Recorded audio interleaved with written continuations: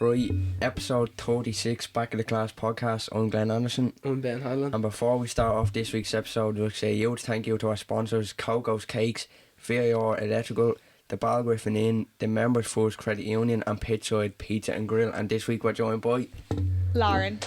Thanks a lot for coming in. How are you? How are you? I'm good, thanks. How are you? Seen you run the half marathon there the weekend. How'd you get on with that? I was doing it for the team the weekend with Anya. She absolutely smashed it. I was bringing her through her first one. I think just like the vibes in Dublin was just unbelievable. Like, we got such a nice day and the support was insane. Like, everybody was out. There was kids giving jellies, everything. It was literally unreal. Yeah. And how does that work? See, when, like, you're in the middle of running and you have the little jelly packs and all, do you just take them when you sort of slow down, or like... Well, the trick is to take it before you slow down, before you drop the energy, so it doesn't run out. It's all about like the glycogen stores. So like you're supposed to eat carbs before your run, and then it's supposed to keep you topped up by having the jellies and the gels and stuff throughout it. But I don't know, some people do be running them without any gels and jellies. I don't know how they're doing that. And do you enjoy long distance running? Yeah, I love it. What's the longest you've ever ran? A marathon. A marathon, yeah. What's that, 36? 42. Yeah. I seen now, is it Wayne Waldron you're running with now? Yeah, Wayne is absolutely amazing. He's unbelievable, he is. No, he has his own. He's just on his own. He has his own group. He's just absolutely unbelievable. He's just very... he ran like 70k the other day in like 3 hours. He's gone for 100k now. Yeah. Is he? He has the record for 50k. He's just very modest. He doesn't he doesn't really brag about it, but he's absolutely unreal. Sure, he just have me on mad things. I did 20k on Tuesday, and then today I had my speed session, and 20k was split between 10k and then wait and then go back out and do another 10k. But he's amazing. And he does, like, it's not even that he just does the long distance, like he does it in fast time as well, like 3 minute a k, and that's crazy. For that amount of kilometres, I don't know how he does it. And he continues it, it's mad. Yeah, it's so good. Is the rumours true? Do you know the way they say, like, Darren Conway, I think, done a video and he was saying when you do the marathon, your toenails and all be falling off and your John feet. McGuckin was that done it. John McGuckin done it, you have to buy bigger runners.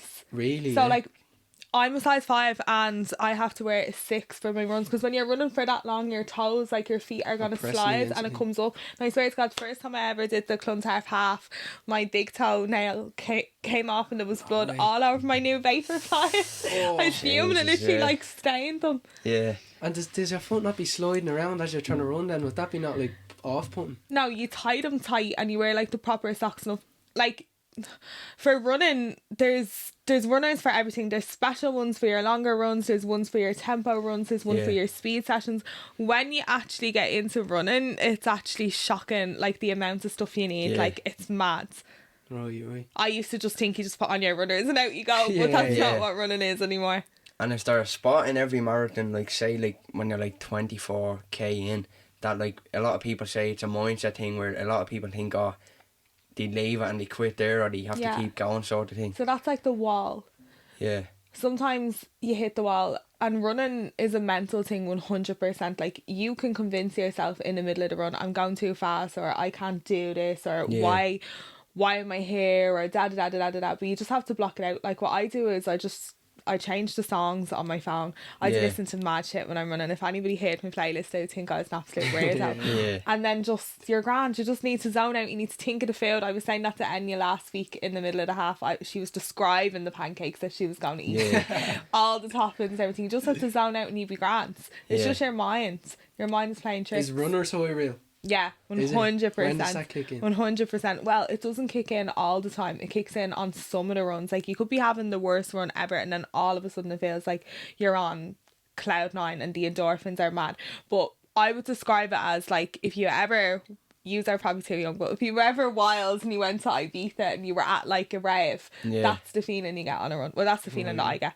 Yeah, I'd have always tried and experience it, but I think the longest I ran was like 12k or something. So I haven't really done like a proper one for a runner side. and fuel up, like go and like enjoy the run. Like don't be going and thinking, oh, I have to get this time, or I have to go and do this, or I'm going to deprive myself, and just go out. Like eat properly, go out and do the run to actually enjoy the run, and have a playlist, and go like to like a nice location. Like for me, I hate the Phoenix Park. Everybody loves the Phoenix Park. I just hate running around looking at trees. They all laugh at me. I meet the running club in the Phoenix Park, and I leave my car there and run into town and back, and then I'll meet them there afterwards, because the trees just drive me insane. I can do one lap and then I'm like, no. So I don't know, if you go to town, if you go to a different country and run around and all, we're close to the coast, so we always usually run down the coast, run out there. It's just a bit windy sometimes. It is, but it's hard run against the wind. It's good for the head run as well. Like I know, like when I go for a run and there's a lot on my mind, like it clears your mind. It does. Sometimes that's scary though. I have clients and they text me and they're like, oh, I don't want to run anymore, I need to go with someone, because sometimes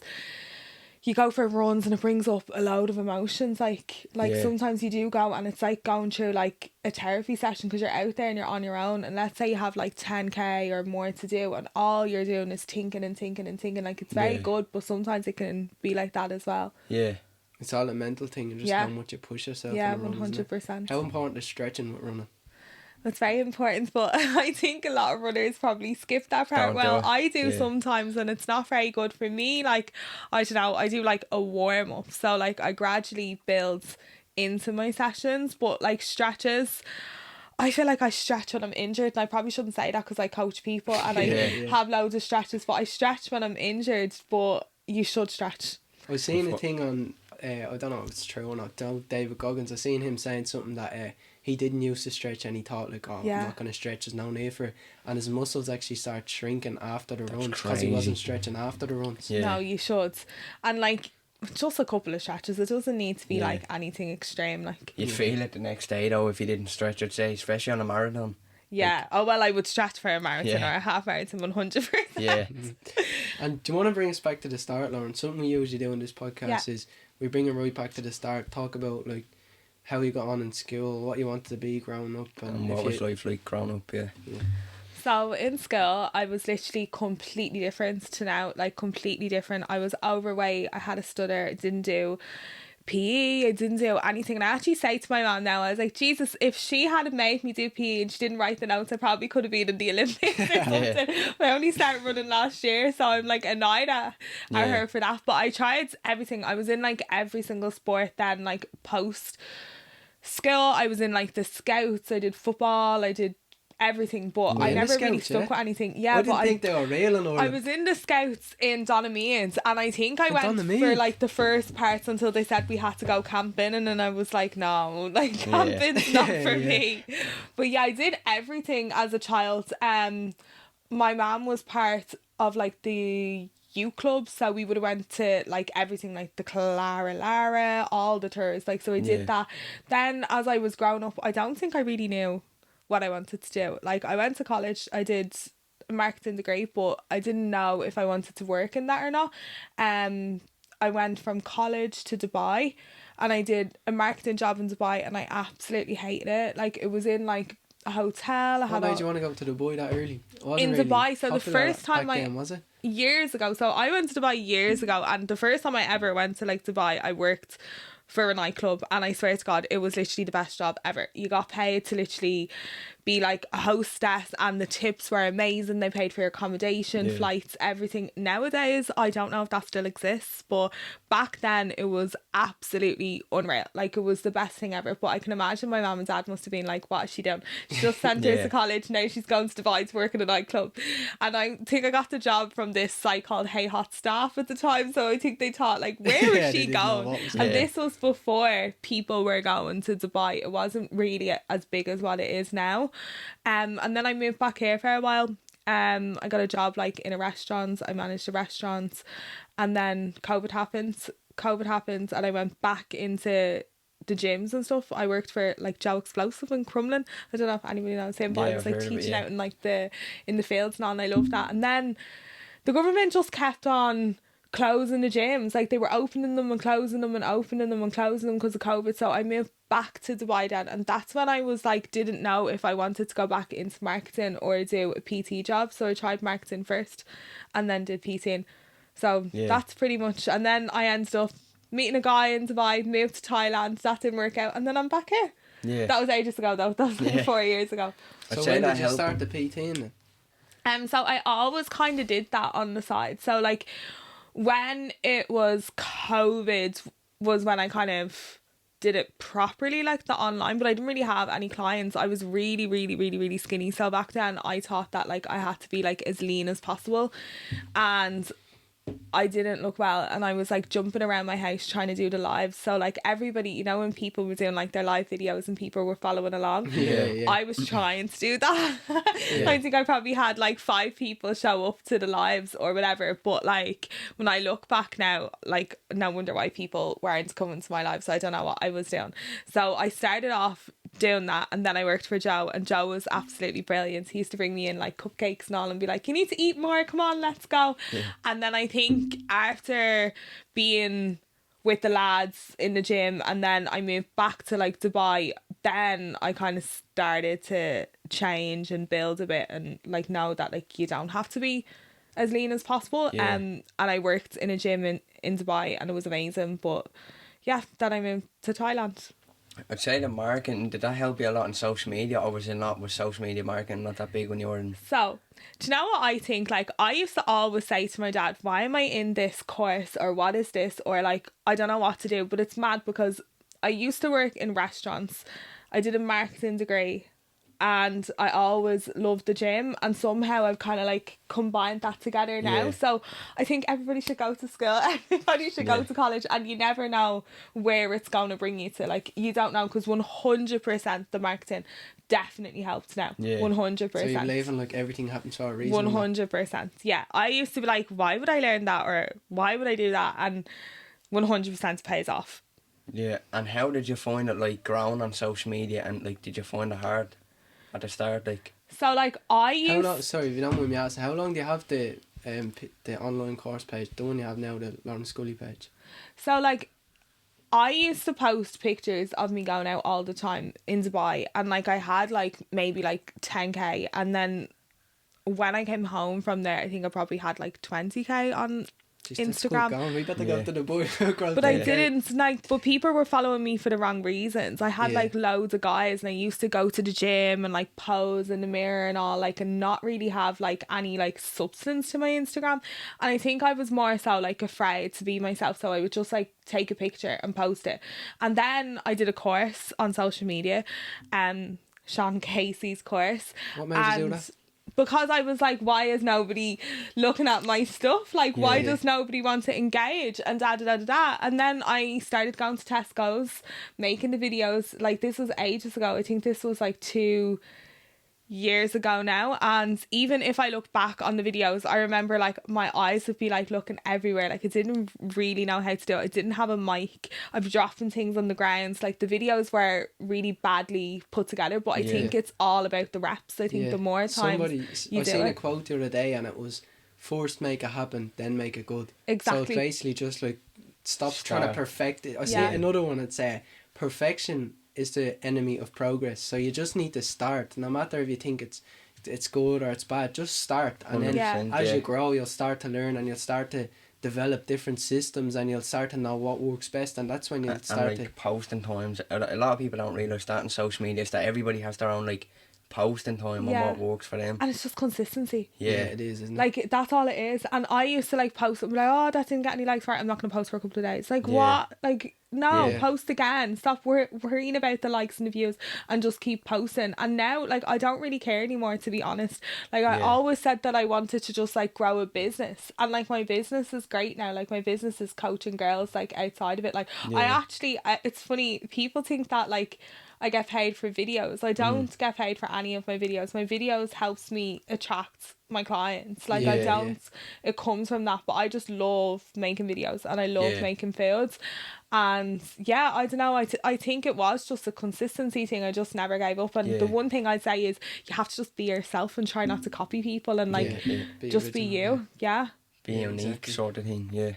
So what would you say? Would you say that's the key to your social media growth, this consistency? I think the biggest thing as well is not to care what everybody else thinks. Yeah. I think I was doing grand stuff for a while till everybody gave me a lot of hate, and then I was like, hang on a minute. But like, I think you just have to know you and know your brand and just be have real. a vision and just be real. Don't be afraid to say things. So what? Not like everybody is gonna like it as well. So like, it's okay to have an opinion. I feel like we live in a world where there's so many people that will just copy people and they'll put up the same things and they don't even believe in that. And like, it's like some of the things that I say, I know that somebody watching that is thinking, yeah, God, she's right, but they're probably just afraid to say it. Yeah. Do you know what I mean? And what sort of planted the seed to start doing them videos? Because you would have been like one of the first to start doing them sort of videos, wouldn't you? I'd never really seen them. I was having great crack. So I think when I started doing it, I was probably like 27, right? Yeah. I'm 30 now, so yeah, it's probably like 27. I used to say to my friend, how cool is this that like part of our job is to go to Tesco's and show people what to eat, and we were just having a ball. And then the supermarkets actually kind of liked it as well, and like honestly it did like loads of shops, and Super Value are definitely the best. They literally support everything for me, like they help us out with everything. But like, it wasn't because I was going in and saying, right, I want this from you. I was just naturally going in and making the videos and teaching people how to do their shopping, because I think we live in a world where we think that everybody knows what the calories are and what macros are, but they don't. Like, my mom hasn't got a clue what that means. So people who are in the fitness industry might think that my videos are very simple, but they're not, because people actually don't understand that.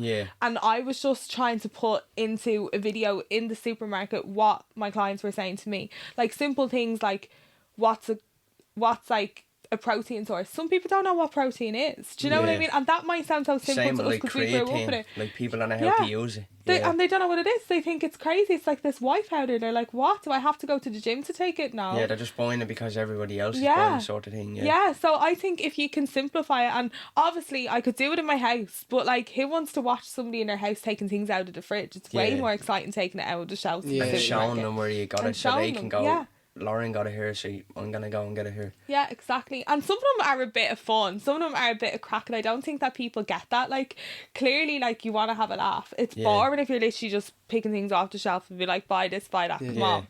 Was it all growth for you? Because obviously now you're doing well on social media and that, but in them 3 years when you start making the videos up to now, was there ever a point where you're like, oh, this isn't working, I want to try something else, or I don't know if I should stick at this, or I'm worried of what this person or that person will say? 100%. And I think like when you be different, you get a lot of backlash.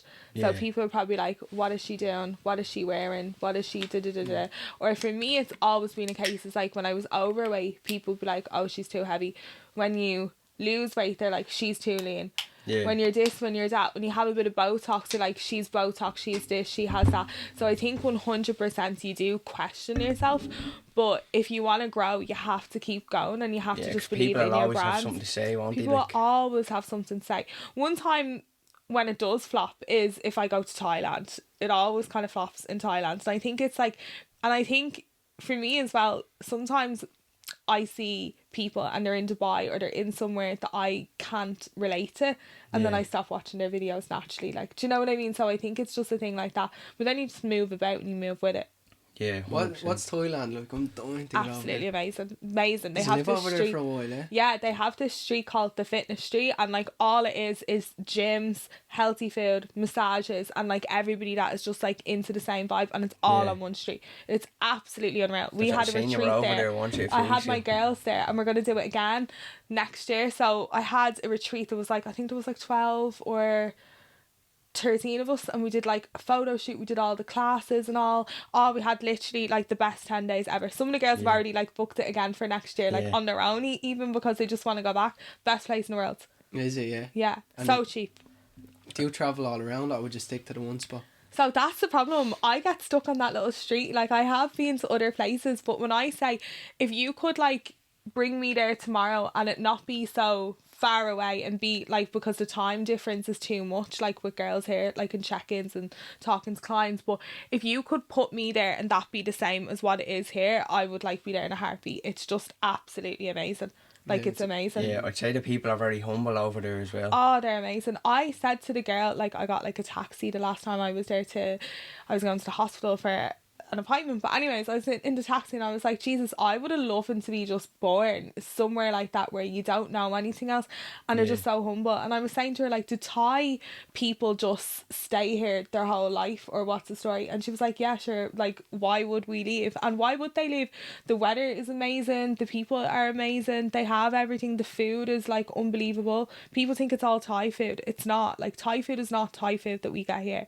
It's amazing. That's what would stop me going to a foreign country, the food. No. I'm mad for the food. Like, I'm not a picky eater, amazing. but I'd be a bit afraid to try something new in like a foreign country or something. Missing the old King Crips. Yeah. No, like, we went over to Kenya with the school, and this is what kickstarted the podcast. And went to Kenya? Yeah. Did you run? On an immersion we project didn't run, with the school. Okay.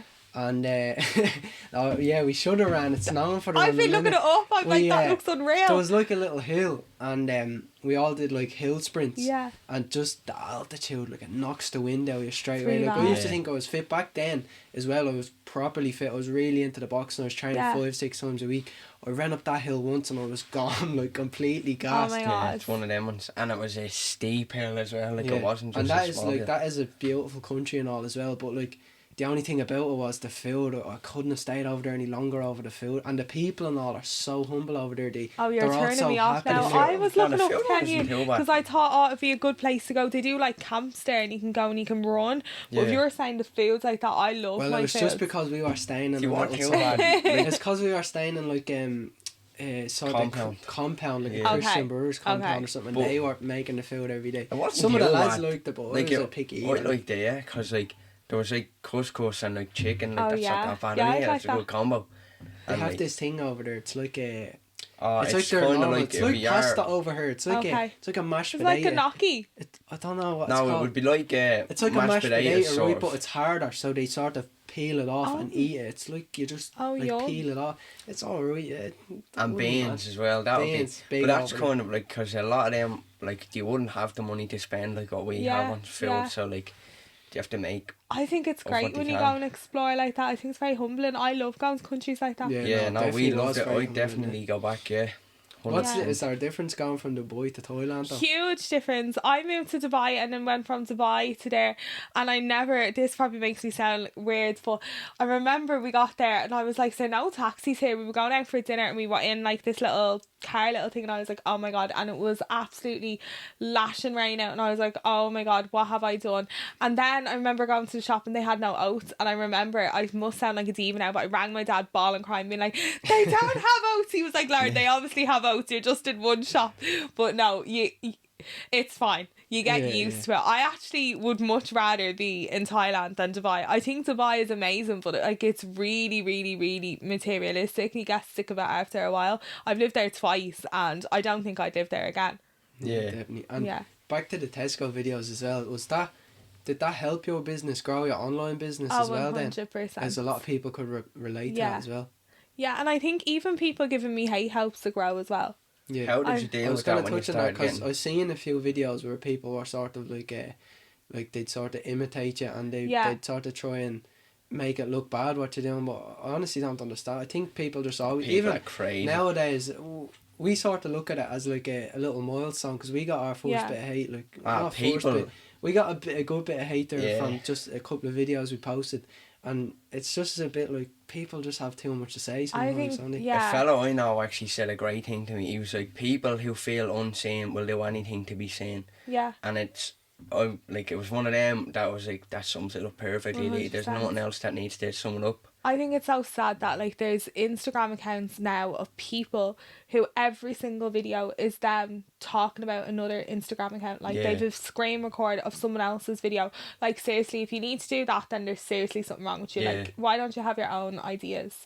And like, I'd be lying if I said it didn't affect me, because like I was getting that for so long, and I think I only like cracked like recently because I was like, Yeah. no, right, enough is enough, just leave me be. Yeah. Like, because there was some weird guy in the UK getting t-shirts made of me. I don't know if you've seen that one. didn't see that. But That's t-shirts, mental. and I was like, no, that's too far That's now. just too far. And I actually went to the guards. I can talk about this because there's nothing that they can do, but I went to the guards and I didn't even know what to say to the guard, because I was like, right, this is why I didn't want to talk about it, because I was like, like, how do I even say this? The person is slagging me because I'm telling people not to track their salads and their vegetables. Yeah. Like, how is that even, like, like, how is that something to even be talking about? Like, if I say that to my granddad, he's like, okay, yeah, cool. Like, like, what is the issue here? He doesn't understand it. But it's just weird. And I think that, like, there was nothing else to pull me up on, so they have to pull you up on that. Like, anybody in their right mind knows that obviously salads and vegetables have calories. But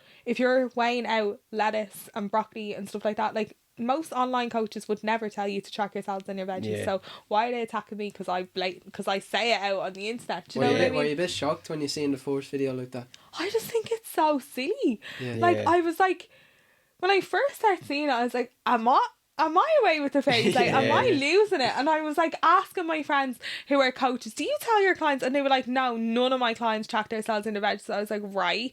And then there was one with soup, and like, obviously if you put cream in your soup or potatoes and stuff, I'm well aware that would have calories. But this soup was literally just vegetables, a stock cube and seasoning and water. Like, there's nothing else.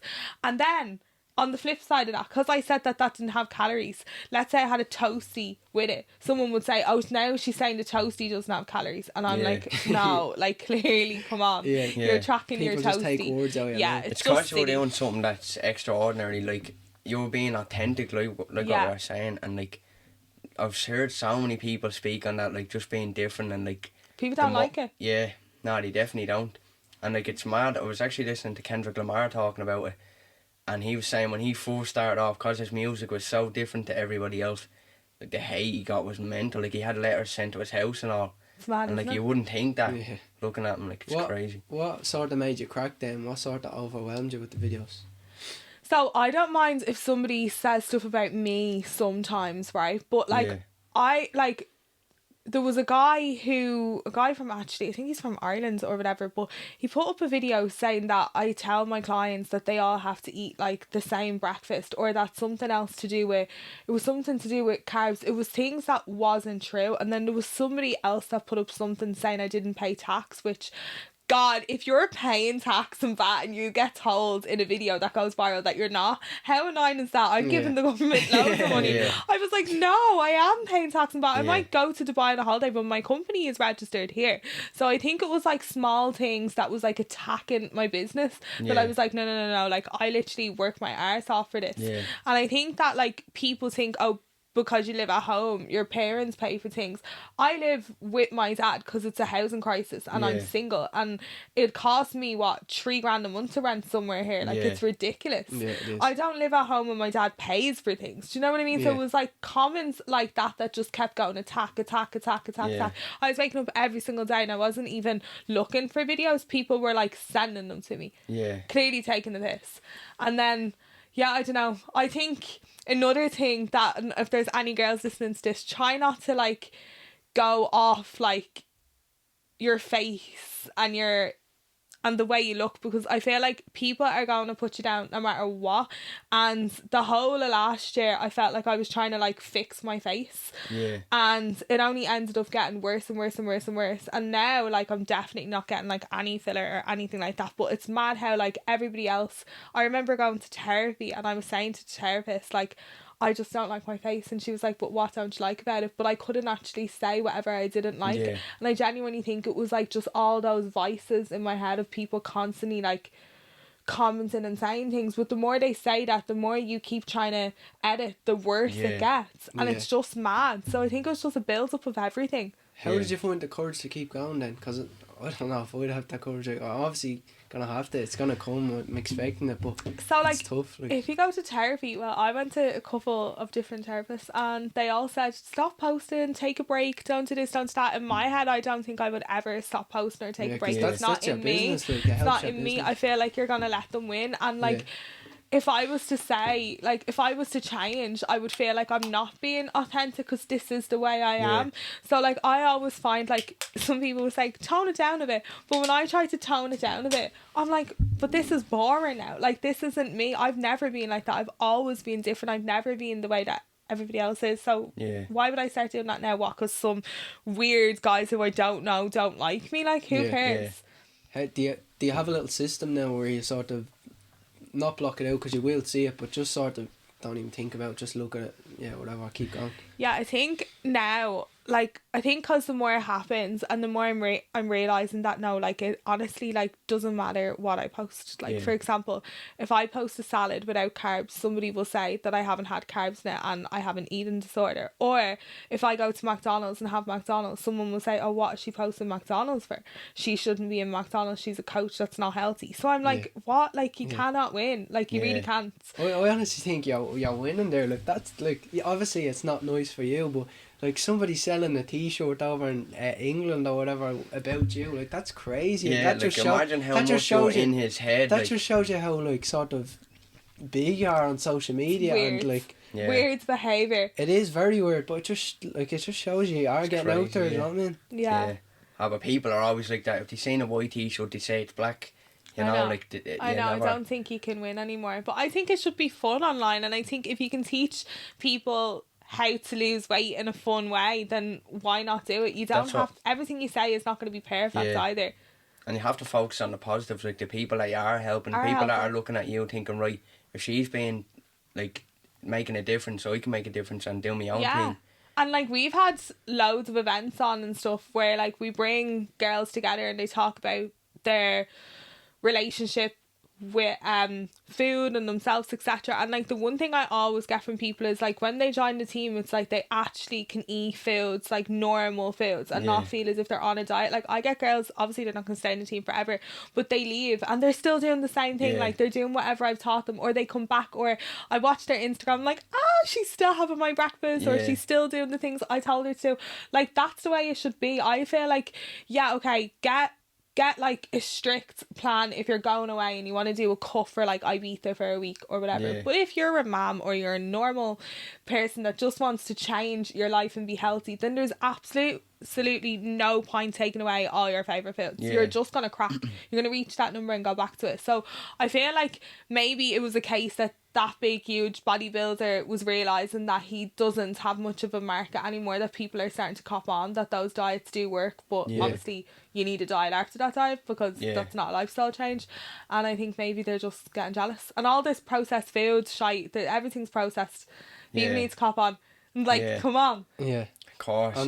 Another thing a good question I have for you is, I did a PT course, not just a 10-week one or something, and the fella who did that course with me told me you should try and find somebody who's in your shoes but 3 steps behind you, because it'll be a lot harder to adapt to. For me, if I was a PT, it'd be a lot harder for me to adapt to maybe a mother or a father or something older than me or not on the same sort of track as me. So how do you adapt to different types of people and different types of needs? So a lot of girls will come to me to lose weight, but a lot of the time they need to work on their relationship with food first, and that's the hardest part. It's their mindset, because if they keep seeing food as good or bad, they're never going to be able to reach their goal because they'll restrict for so long and then they'll regain the weight. So the hardest part for me is trying to get them to actually think that this is actually like a long-term thing and it's not a quick fix. And I didn't get to the way I am today in 12 weeks, so how are they going to get there in 12 weeks? Do you know what I mean? I always say, like, I do a plan and it's like unreal in 8, but I always say that's a kickstarter. It's not an 8-week plan, let's all get shredded and go to Ibiza. It's a 8-week plan to give them a taster of what's to come, kind of thing. Do you know that way? I feel like everybody is different though. Like, I have girls that, like, for example, they can't go on a meal plan because their job requires them to eat out all the time. But if they need to eat out all the time, then they need to make sensible choices. Just because you're going to a restaurant doesn't mean you need to get the worst thing on the menu because you're out. I think it's just our relationship with food. I think there's so many accounts and there's so many people saying, like, oh, you should eat this or you should eat that or you should eat that, and that's fine. And, like, I do some videos like that too, and mine is like, this is a healthier option for fat loss, but at the end of the day you can eat both of those foods and still lose weight. It's just like, you get more for your bulk if you eat this one. Do you know what I mean? But it's like trying to show people that there's no one diet that's going to work. Even that bodybuilder who makes all the shitty videos about me, I'm sure that his plans work for those people that are deadlifting what he's lifting. None of my girls are interested in doing what he's doing. We're not pumping steroids, we're not lifting like that. We're literally doing a couple of home workouts and going for a run. Do you know what I mean? Like, so I don't know. And another question I have for you is, what's the best experience your career has given you? My career? like my girls in general. Yeah. I think last year we done a retreat. Well, there's so many, but we did a retreat in Powerscourt Springs, and we made like this little flower thing on the grounds, and like every girl had to get a flower, and they had to take like the petals off, and they had to make a whole thing on the floor and say 3 things they liked about themselves, and like bringing the girls together and getting girls who are from the UK or the country to come up and make friends among the group, and like then go off and leave the team and be friends. That is literally the most rewarding thing ever. And even like I have moms that on a Sunday morning or a Saturday morning they're sending me videos of them making smoothies with their kids. Like things like that is what really, really makes it must be a rewarding job. Sense of community. It's not the transformation. The transformation, I don't care. Even like last week, or no, was it 3 weeks ago, I had a girl and she trained to do like a half marathon, and she trained to do that for ages, and then she texted me 2 weeks before and she was like, yeah, no, I'm so sorry, Lauren, I'm not doing it. And I was like, you're getting kicked off the team if you're not doing it. She's like, what? I was like, you've already done all the work, come on. And then on the day she did it, and her husband did too, and now they love it and they're booking more, and like that is so much more rewarding than someone getting a transformation in their physique. Like it's just so cool. That's deadly. Making somebody make that 4 step sort of thing. Yeah. What goals are you currently working towards? Me? Well, I want to do my own goals, like in myself, or like business goals, or in general? In general. Yeah. Okay, so I want as many girls. So last year I focused on trying to teach people about like food and getting them to go out and have meals everywhere and eat the nice foods they want to eat and still achieve their goals. This year I want people to move a bit more, and I'd love for more and more and more girls to run. I don't want my whole page to scare people off and think that they have to run. But it is so nice to see when somebody thinks they can't go for a run and they get the feeling, like those endorphins. If they can go and get the runner's high, honestly, it's literally the best feeling in the world. They won't even want to go out on a night out again if they do that. Like it's amazing. So for me, I'd love to see more and more girls run, but run for fun as well. Like get the glitter out, like put on their cute outfits, get cute socks. Like it doesn't have to be, oh god, I have to go for a run today. I feel like everybody thinks of running as like you run to lose weight. A lot of the time you don't run to lose weight, you actually gain weight for when you're running, especially if you're doing like the longer runs and the marathons, because it's so hard to understand the nutrition around it, and you're so hungry that you end up gaining weight. So running should be for your mind. So that's one big goal. I'd love to do sub 3 by the end of the year in running as well. And then I just want to do like more events. Like I feel like I grew the business online, but it's so nice to see people in person as well sometimes, rather than everybody online. Making them feel like part of a real community, like of people, rather than an online community. What about you guys? What's your goals? We want to go worldwide with the podcast. Like we're going to Liverpool in June with the podcast. We have a few people booked in Liverpool, and we want to get to London as well, and we're thinking of trying to get over to Dubai as well with the podcast by the end of the year, and then eventually hit the likes of America and just go all around the world with it. That's our goal. Like is to go people. That's so cool. Our biggest thing we're working towards now is trying to get backstage at Longitude. Not just for the partying and all, but we want to meet all these different people playing at Longitude. Cool. We're not really into parties or like. Isn't it so weird how that's like gone now? Like when I was younger, like I used to live for the weekends. I used to go to Right Venue all the time, Blacker, Sin. Like I was mad when I was younger. Nowadays, my sister's 18 and it's like not a thing. It's like she'll go for like maybe dinner and a drink, but like she's home and all by like 11 o'clock. I know. Like we for a while. So nice to see. I don't know what it is. I never really took a liking to it. I've been to plenty of concerts and festivals and all. Yeah. I don't know, I'm always just thinking of, obviously it's good for you and all, and obviously don't want to say it. It's just my personal opinion. I'm always thinking, what else could I be doing right now to be more productive or something, do you know what I mean? Yeah. And another question I have for you, what advice would you give to the younger generation? What advice? I'd say just go and do you and try not to give a shit about what anybody else thinks, because no matter what, someone's always going to have something to say. As I said, like I used to say to my mum, is there something wrong with me? Because I've always been bullied since I was younger, and there's nothing wrong with you. There's plenty of people that do like it as well. And I feel like sometimes if you wake up each day and you focus on the people who are constantly saying things, you're going to convince yourself that there's something wrong with you. Whereas if you wake up, like I wake up and I do my little morning videos now on Instagram, I love those on my stories, and I literally just talk about like positive things. I journal every single day. I write out 3 things I'm grateful for, 3 affirmations, and 3 things I'm going to do that day that's going to get me closer to my goal. And just by doing small things like that, you'd be surprised how you change your day. So I just say just go and be you and don't care what anybody else thinks. There doesn't need to be the same person. We don't need loads of the same people. I always do this thing now. I only read that book, The Law of Attraction. Oh yeah. And The Secret it's called, not The Law of Attraction. And but The Secret's about the law of attraction. Yeah, anytime I'm like in a bad mood or I'm not really like happy, or I wake up and I'm a bit like groggy or something, I always think like how am I feeling right now and what can I do to improve that, or like what am I grateful for right now. And all, even just little things like that in your own head, you don't realise how much of a difference it makes 100%. In your day. Like my poor dad, I drive him mental. Every time he says something, I try to flip it and I'm like, Dad, I'm like, why can you be thinking like that? If you keep thinking like that, and he'd just be like, okay, jeez. And it kind of even by pointing it out to him, it makes him have a little bit of a better day. Yeah. And it's good to, I think that's the same with me. I'm trying to recognise my thoughts more nowadays than I would have like a while ago. Yeah. And journaling as well. I'm starting to get into that. I'm starting to like write things down. So see that.